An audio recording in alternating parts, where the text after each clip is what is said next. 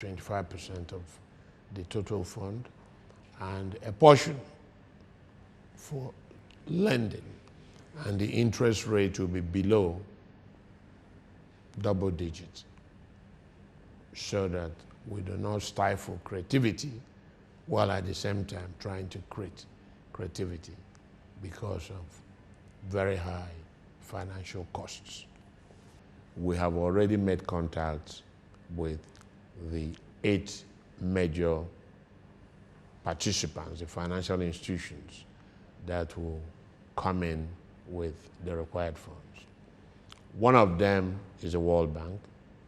The other one is the IFC, then African Development Bank, Nordic Investment Corporations, Islamic Development Bank, Asiatic Development Bank, and a few other organizations that Nigeria considers part of their international development partners. Say USAID, OPIC, Overseas Private Investment Corporation. These are all potential donors or potential lenders to the fund. And we are, even as we speak, developing workable criteria, very progressive, not very liberal, but very progressive criteria for how this fund will be administered, those who will be managing the reserve when they are not being lent, so that we can create more funds for own lending, how to make sure that they are used exactly for the purpose for which they were approved for, what the guarantees will be, and how to track the payback so that the funds can come back. The lent funds can come back to enable us lend to future generations of TV operators in the industry. What major opportunities do you think that digitalization will create in the economy? And what challenges are we likely to face? Those who produce content will find it a lot easier to diversify their production, because it's a lot easier to push through content under a digital environment than under an analog environment. And you know that broadcasting is first content to technology. Do you think that the NBC is doing enough to regulate political broadcast materials? For example, can they caution broadcast stations which transmit what people term hate materials? I'm glad you brought this up. We are at the moment doing exactly that. We have, in the last 5 weeks, pulled off almost 6 political adverts, stopped them from showing completely. And it was our Director General that led this defense on behalf of the Nigerian people. We also have a very effective monitoring team led by a director. And in all our regional and city offices, the primary job is actually monitoring, looking at our code, which is the law, and looking at what is happening in real life and making sure that there are no violations. Of course, because of the tempo and complexity of the electioneering and what people are saying for and against each other, the chances are that some broadcasts, some publications will be outside the approved realm. And we have pulled in some. We have fined some stations. We have created the need for modifications and amendments And we're still chasing up those we think that are borderline to make sure that they don't sidestep. Please hold on to that thought, sir. We must take a break now.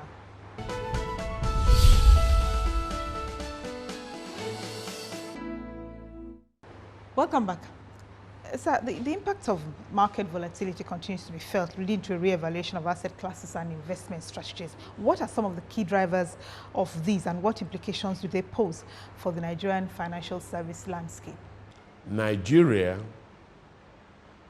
has a very strong capital market led by the stock exchange. I'm on the board of the Nigerian Stock Exchange presently, and I'm also the chairman of the Audit and Risk Management Committee. We pride ourselves as being specialists on risk because of many years of training and practice. Now, you remember 2008. Immediately looked like some companies were having problems in the US, the banks. What did they do? They started calling in their loans. And who are some of the clients they gave loans to? Hedge funds. And where do these hedge funds invest? Nigeria and other emerging markets. So to pay back the banks in New York and the US and Canada and so on, they had to start selling their shares. And how do you sell in a hurry when many hedge funds are selling? You dump. And when you dump, the result is the price goes down. And follow starts. Then the Nigerian houses will also start selling. And those who had loans on margin from banks, anytime the bank says you have exceeded a certain ratio balance, we now want you to bring in some money. They sell more to bring in the money. Prices go down. Well, prices have generally recovered substantially up to and including last year, October, November. But as you can see, prices start going down again in November. Why? The price of oil put pressure on the US dollar. And the Naira, unfortunately, its rate is predicated on the US dollar. It put pressure on the Naira. So when the CBN said, well, we have to go into some sort of parity on the basis of microeconomics evidence, it was just saying that we have to devalue the Naira to create some parity with those currencies that it is linked with, i.e. the dollar. So from November last year, when we were doing like 170 something, 180, we are now in the official market about 190. And we are now in the unofficial market about 215 Naira for $1. But the key thing is the fall of the price of oil. And the price of oil went down to 40. It's coming back to 60 now. And you can see that some buying is occurring in the stock market, and prices are inching up a bit. This is going to be a very large and robust market.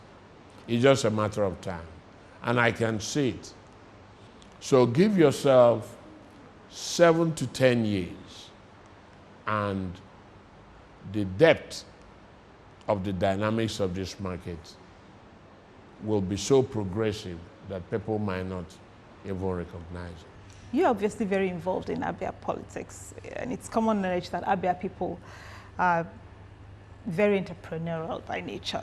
But the common narrative is that there's a lot of decay and underdevelopment. What seems to be holding Abia back, in your opinion? A state like Abia State gets 3.5 billion every month. and its IGR only 350 million. Let's say 500 million. That brings it to 4 billion. And 1.5 billion gets debited at source by the Accountant General Office because of the previous administration's engagements. And this 1.5 billion cannot be tampered with because it is an agreement that is not revocable. So the administration of Governor Orji found itself in an inflexible situation where after removing 1.5 billion, it had 2.5 billion, and it is, according to the World Bank ranking, the 4th most progressive state in Nigeria, according to the World Bank index. And how do they measure it? Total amount of money and other resources available to a state as the denominator, dividing a numerator, which is the quantum value of all infrastructure and measurable services provided by a state, times 100/1. Lagos comes first, Gombe comes second, Enugu third, Abia fourth, before Akwa Ibom fifth. And this is real, and you can ask the public sector arm of the World Bank. We are number 4 in ranking in performance, and this is true. It's on record. Professor Herbert Orji, we thank you for your time, sir. Thank you indeed. Thank you. And that's our program for today. We thank you for watching. Please join us again next time when View from the Top returns. But between now and then, let's continue the conversation online at channelstv.com. I also ask that you please follow me on Twitter at @ModeleSY so we can exchange thoughts on today's program. Thank you again and have a wonderful day.